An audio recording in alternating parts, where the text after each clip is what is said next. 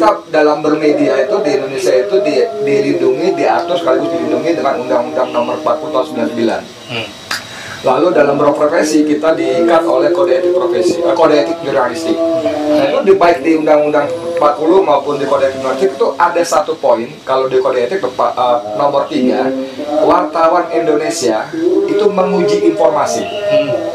Menguji informasi. Dan selain ada kewajiban lain cover both side. Nah itu dua ini yang mohon maaf dengan sangat prihatin saya merasakan sangat kurang. Bagaimana teman-teman media menjadi corongnya kekuasaan. Pada kasus-kasus yang ditangani polisi full wartawan kita jadi corongnya polisi. Pada kasus kilometer 50 misalnya, itu dengan gampang dan sembrononya media ramai menulis Laskar ini menyerang polisi. Pada ketika ternyata saya investigasi, kemudian Tempo menulis laporan lebih lengkap, lebih bagus, tidak ada gitu loh, tembak menembak segala macam tidak ada. Tapi ketika saya lakukan investigasi ke lapangan, buahnya saya langsung dipanggil, diperiksa oleh polisi.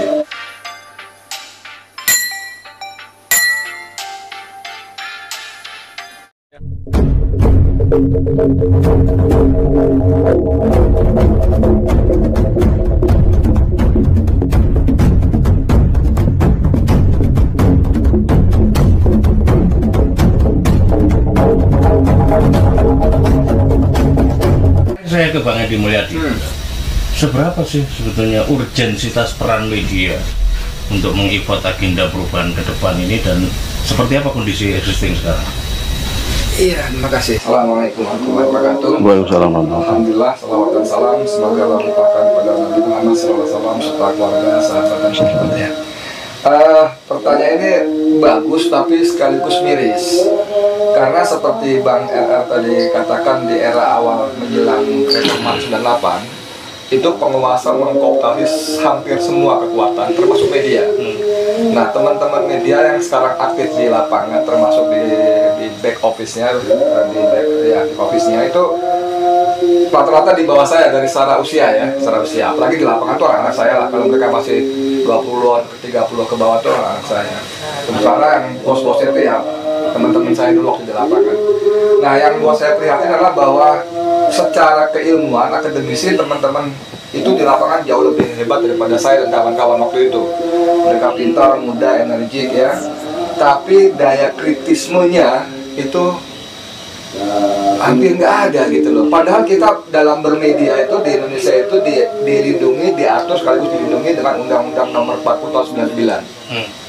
Lalu dalam berprofesi kita diikat oleh kode etik profesi, kode etik jurnalistik. Nah itu baik di Undang-Undang 40 maupun di kode etik jurnalistik itu ada satu poin, kalau di kode etik nomor 3, wartawan Indonesia itu menguji informasi. Menguji informasi. Dan selain ada kewajiban lain cover both side. Nah itu dua ini yang mohon maaf dengan sangat prihatin saya merasakan sangat kurang. Bagaimana teman-teman media tanda kutip disengaja tidak sengaja, sadar tidak sadar sudah menjadi corongnya kekuasaan. Pada kasus-kasus yang ditangani polisi full wartawan kita jadi corongnya polisi. Pada kasus kilometer 50 misalnya, itu dengan gampang dan sembrononya media ramai menulis Laskar ini menyerang polisi. Pada ketika ternyata saya investigasi, kemudian Tempo menulis laporan lebih lengkap, lebih bagus, tidak ada gitu loh, tembak menembak segala macam tidak ada. Lalu ketika ditanya, si pelakunya mengatakan kenapa ditembak, karena mereka merebut senjata waktu di dalam mobil menuju, dan di belakang itu ada sopir towing namanya Harry, saya pernah buat juga. Itu di belakang itu dia mengatakan, berkesan mobil depan saya itu lempeng lurus, tidak ada orang yang menunjukkan ada gerakan perebutan apa segala macam. Ini kan dusta penuh gitu loh. Tapi ketika saya lakukan investigasi ke lapangan, buahnya saya langsung dipanggil, diperiksa oleh polisi. Nah pada kasus, hampir semua kasus seperti itu. Ketika Sri Mulyani ngomong 349 triliun ya ditelan bulat-bulat, tidak ada investigasi. Ini lu bener gak ya? Gua harus cek lagi.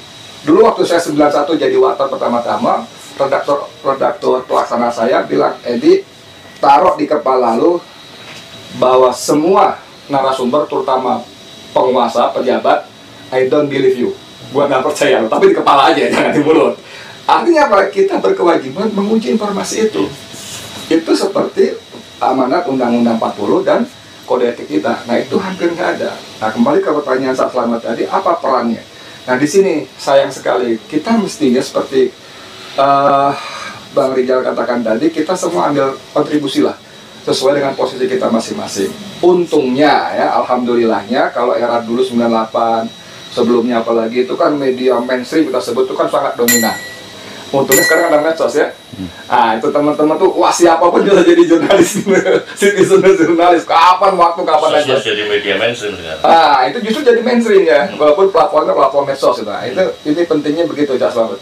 Kantor itu aja dulu.